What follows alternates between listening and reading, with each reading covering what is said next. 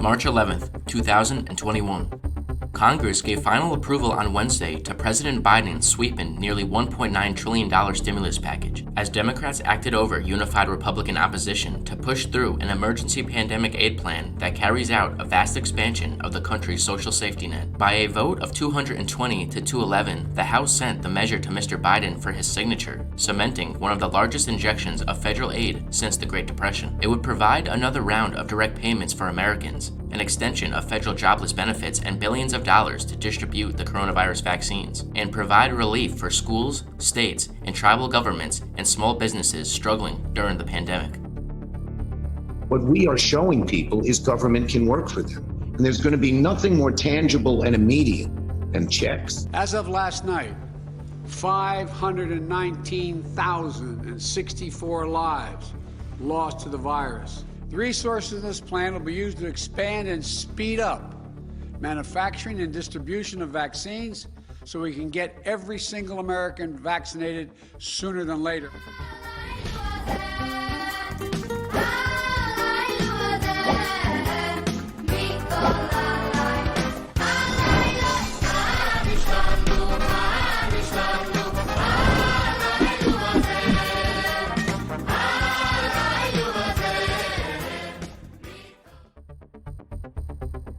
Russia's Federal Communications, Information Technology, and Mass Communications Oversight Service announced Wednesday that it is slowing down the speed of Twitter. The communications watchdog said it was taking the measure to keep Russia's citizens safe and that it could end up blocking the service completely if Twitter doesn't respond accordingly. Speeds will be reduced on all mobile devices and 50% of non-mobile devices such as computers and tablets. This comes as citizens in the past months have used Twitter and other social media outlets to criticize President Vladimir Putin and to plan protests calling for the release of Kremlin critic Alexei Navalny.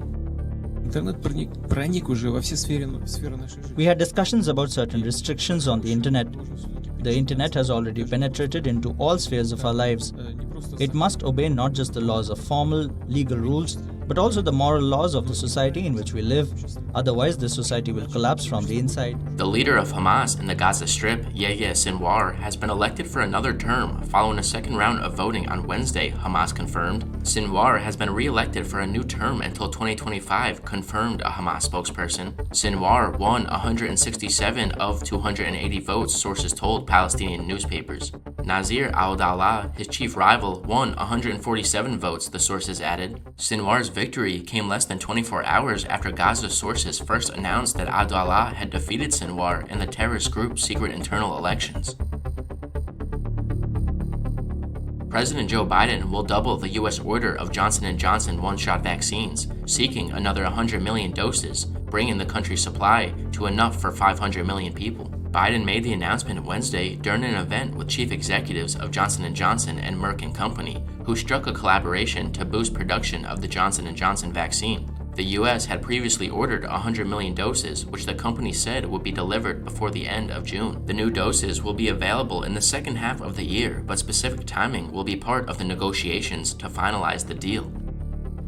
I'm going to launch the next phase of the COVID response and explain what we will do as a government and what we will ask of the American people.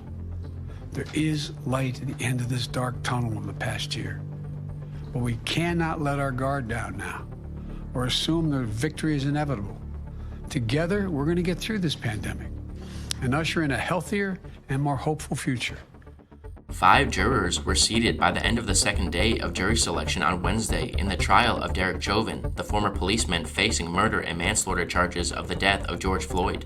Judge Peter Cahill of the Hennepin County District Court has set aside 3 weeks to screen jurors, aware that nearly everyone in the country had heard of Chauvin and even seen the bystander's video showing him with his knee on the dying Floyd's neck for nearly 9 minutes. Potential jurors last year received an unusual detailed 16-page questionnaire seeking their thoughts on the case and whether they thought there was racism in the criminal justice system.